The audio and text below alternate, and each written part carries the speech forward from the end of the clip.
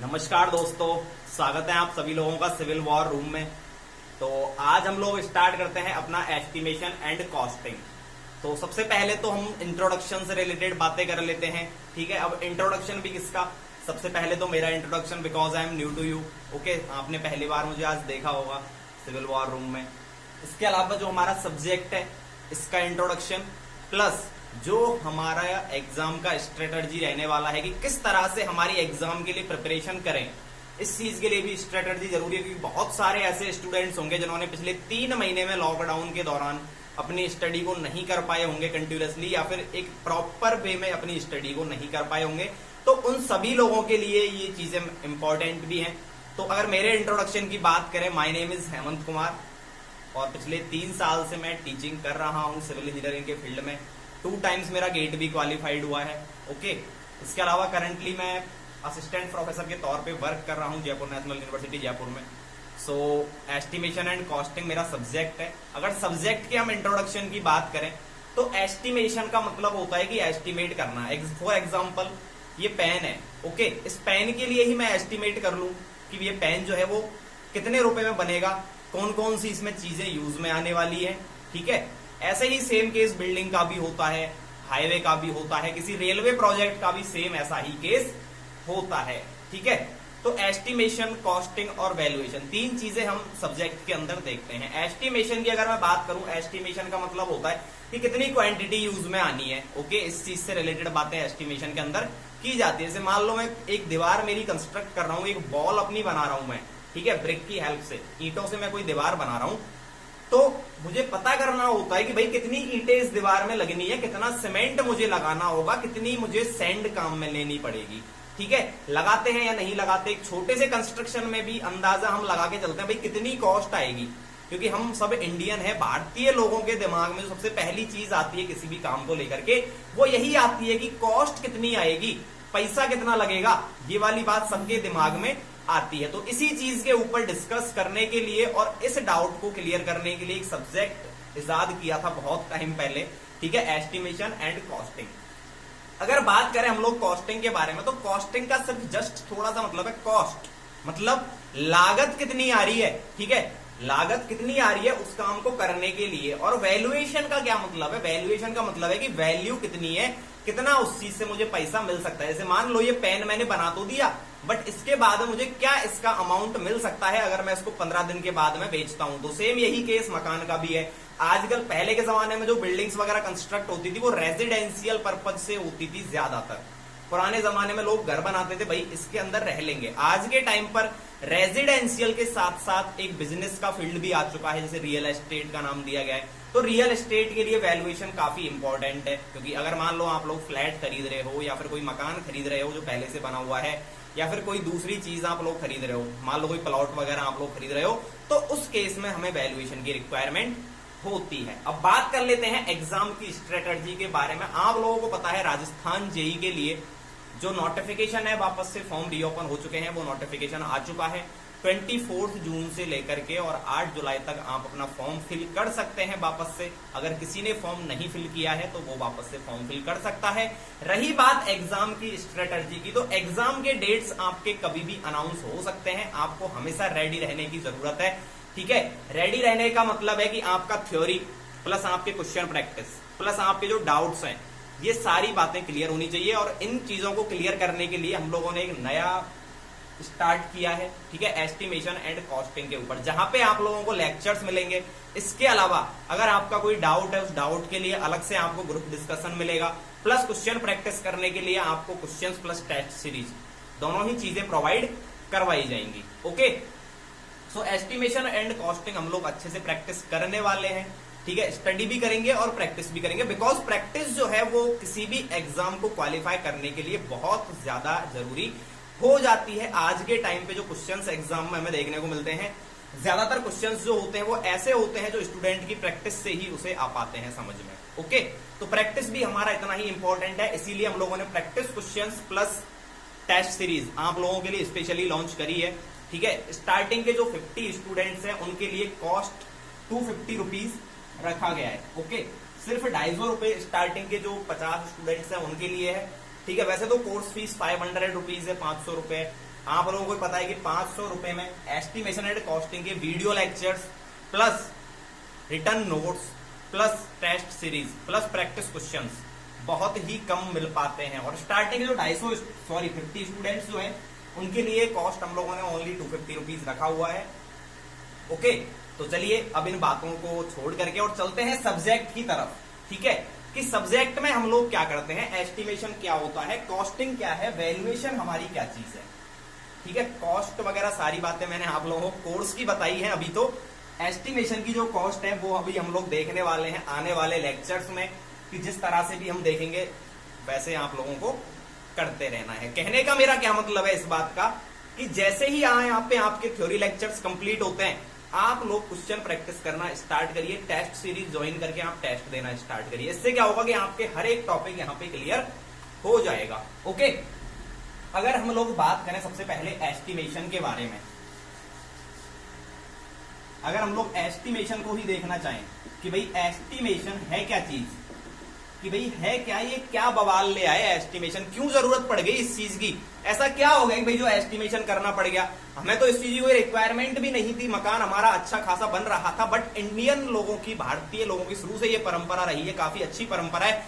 हर चीज से पहले वो अपना खर्चा देखते, भाई खर्चा कितना आएगा, और उस खर्चे के लिए सबसे पहला स्टेप जो है वो एस्टिमेशन को माना जाता है। तो अगर मैं एस्टिमेशन की बात करूं, ये जस्ट एक टेक्निक है, जस्ट एक तरीका है, जस्ट एक मेथड है। किस काम के लिए है मेथड, ये कैलकुलेट करने के लिए। अब किस चीज को कैलकुलेट करना है कि भाई क्वांटिटी कितनी होगी, quantity plus approximate amount. Okay, approximate का मतलब है मेरा कि कितनी कॉस्ट यहां पे लगभग आ सकती है। एक बात बोल रहा हूं मैं लगभग, मतलब अगर मान लो मैंने 100 रुपए के लिए एस्टिमेट करके दिया, भाई 100 रुपए इस वाली बिल्डिंग में लगेंगे, तो ये 98 भी हो सकते हैं, ये 102 रुपए भी हो सकते हैं, थोड़ा बहुत ऊपर नीचे चल जाता है, इसके लिए भी अलग से प्रोविजन दिया हुआ रहता है। तो एस्टिमेशन को अगर हम लोग देखना चाहें तो एस्टिमेशन की जस्ट बेसिक सी इसकी डेफिनेशन है। ठीक है, क्या है इसकी definition, technique of calculating the quantity and amount, ठीक है, incurred on a particular project, particular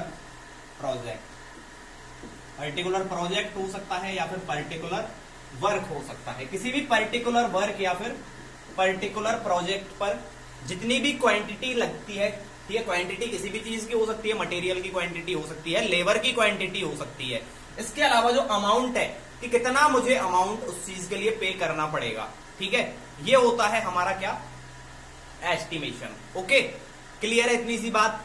भाई एस्टिमेशन का मतलब क्या है, ये है।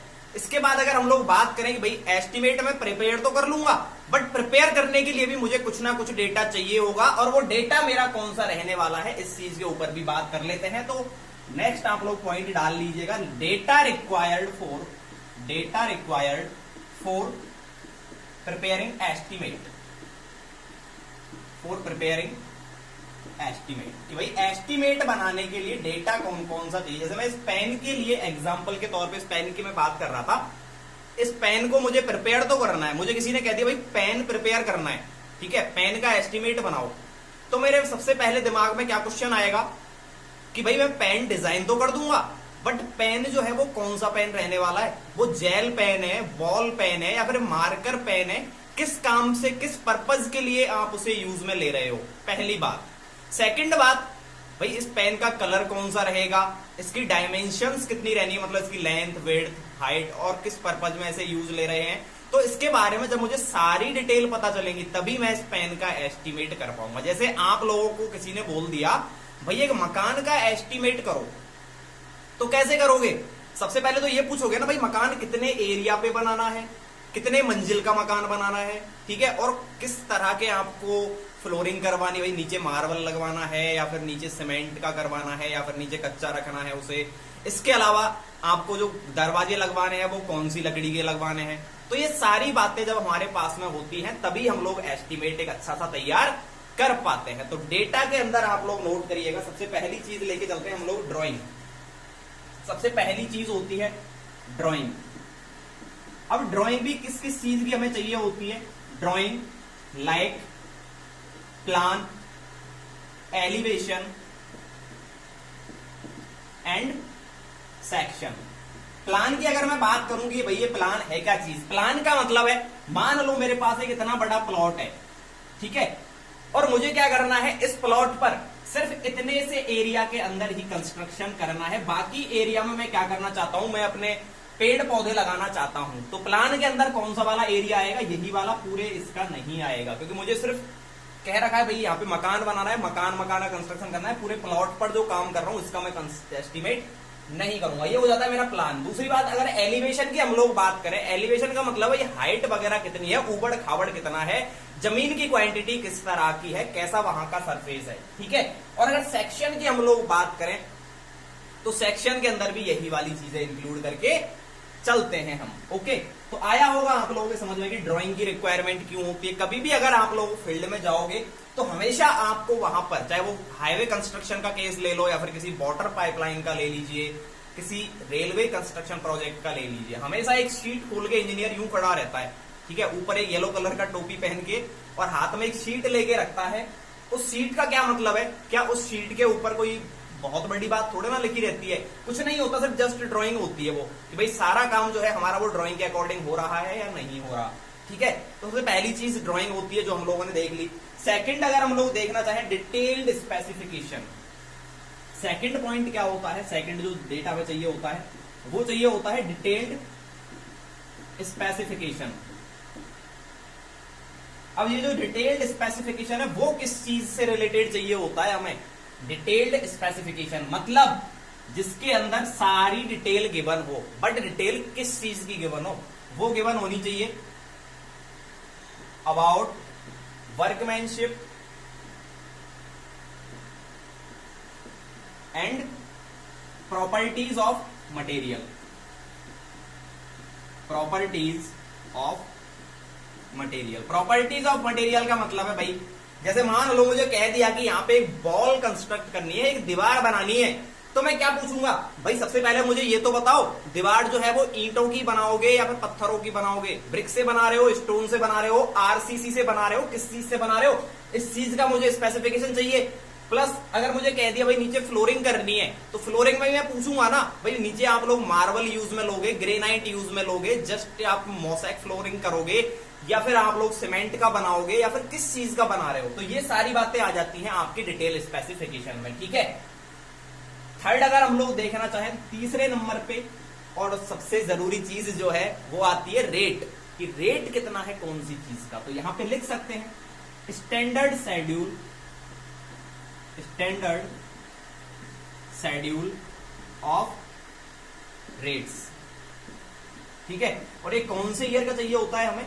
करंट ईयर का। मान लो मैंने कह दिया, इन्होंने मुझसे पूछा भाई कौन सी दीवार बनानी है, ठीक है, मैंने कह दिया ईंटों की दीवार बनानी है। अब ईंटों की दीवार बनानी तो है, बट मुझे जब तक रेट पता नहीं होगी उस वाले एरिया की, ठीक है, तब तक मैं कैलकुलेट नहीं कर पाऊंगा। मान लिया मेरे एरिया में, मेरे घर के आसपास तो ईंट जो है वो 5 रुपए की है, बट हो सकता है ना कि सामने वाला जो इंसान जो मुझसे करवा रहा है एस्टिमेट, उसके घर के आसपास रेट 6 रुपए की हो जाए, ठीक है। या फिर सीमेंट के कट्टे की बात करूं, अगर अभी बात करें तो नॉर्थ इंडिया के अंदर अप्रोक्स 350 रुपए का एक सीमेंट का बैग मिल जाता है हमें, ओके। बट अगर मान लो मुझे एस्टिमेट करने का जो काम है वो मिला साउथ इंडिया से, ठीक है, साउथ इंडिया तमिलनाडु से मुझे कोई ऑफर आया कि सर आप एस्टिमेट प्रिपेयर करिए इस बिल्डिंग का, तो क्या मुझे रेट पता नहीं करनी होगी वहां की? भाई वहां पे सीमेंट किस हिसाब से मिलता है, वहां लेबर का चार्ज क्या है? तो इन सारी बातों को भी हमें देखना पड़ता है कि, और ये सारी बातें पता कहां से चलती है? स्टैंडर्ड शेड्यूल ऑफ रेट, कि जो रेट है उनका क्या शेड्यूल है। और कौन सी ईयर का देखते हैं? ये करंट ईयर का, कि जो आज ईयर चल रहा है 2020 का। और ये जो स्टैंडर्ड शेड्यूल ऑफ रेट है ये हर डिविजनल इंजीनियर के पास में होता है, जैसे अपन असिस्टेंट इंजीनियर कह सकते हैं, जो एईएन का ऑफिस होता है हर डिवीजन में, वहां आपको ये standard schedule rate book, BSR भी कह देते हैं, बेसिक शेड्यूल रेट, ठीक है, तो इस चीज की एक बुक होती है बाकायदा, जिसके अंदर सारी चीजों की डिटेल पूरी गिवन रहती है। जैसे मान लो रोड में जितने मटेरियल काम में आ रहा है उन सब की रेट होगी, लेबर का चार्ज लिखा हुआ रहता है, वहां पे इलेक्ट्रिक इंस्टॉलेशन का होता है, वाटर इंस्टॉलेशन का होता है, सीमेंट के कट्टे का होता है, सैंड का होता है, एग्रीगेट का होता है, स्टील का होता है, लकड़ी का होता है, हर चीज की ये डिटेल वहां पे पूरी रहती है उन लोगों के पास में। और इसे हर साल रिवाइज किया जाता है। भाई मान लो आज की डेट में सीमेंट 350 रुपए का है, लेकिन 3 महीने लॉकडाउन रहेगा तो हो सकता है ना कि रेट इंक्रीज हो जाए। अगर मान लो रेट जो है वो 400 रुपए हो गई तो इस केस में एक अलग बात होती है, ठीक है, उसे रिवाइज्ड एस्टीमेट का नाम दिया गया है कि एस्टीमेट को फिर से रिवाइज करना है। वो भी बात हम लोग आगे पढ़ने वाले हैं कि अगर सीमेंट के कट्टे की रेट 350 से 400 रुपए हो जाए या फिर ईंट की रेट 5 से 8 रुपए हो जाए तो ऐसे केसेस में क्या करते हैं, ठीक है। कॉन्ट्रैक्टर थोड़ा ना भुगतेगा इस चीज को, भाई भुगतेगा तो कौन, मालिक ही भुगतेगा। जो मकान बनवा रहा है या तो वो भुगतेगा या फिर जो गवर्नमेंट रोड का कंस्ट्रक्शन करवा रही है गवर्नमेंट भुगतेगी, हमें नहीं भुगतना है इस चीज को, ठीक है। इसीलिए स्टैंडर्ड शेड्यूल ऑफ रेट जरूरी है।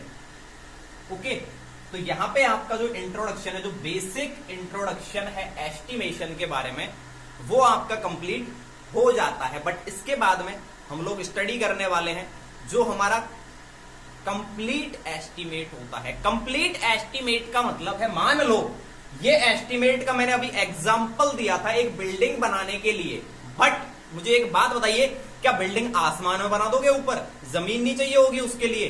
तो जमीन चाहिए होती है। इसके अलावा जमीन का सर्वे करवाना होता है, हमें ड्राइंग्स बनवानी होती है किसी इंजीनियर से, ठीक है, डिजाइनिंग हमें करवानी होती है इंजीनियर से, हमें बाकायदा एक आर्किटेक्ट हायर करना पड़ता है। तो इन सारी बातों को लेकर के कंप्लीट एस्टीमेट एक बिल्डिंग का तैयार किया जाता है। तो कंप्लीट एस्टीमेट हम लोग नेक्स्ट पार्ट में देखने वाले हैं। तब तक के लिए थैंक यू आप सभी लोगों का।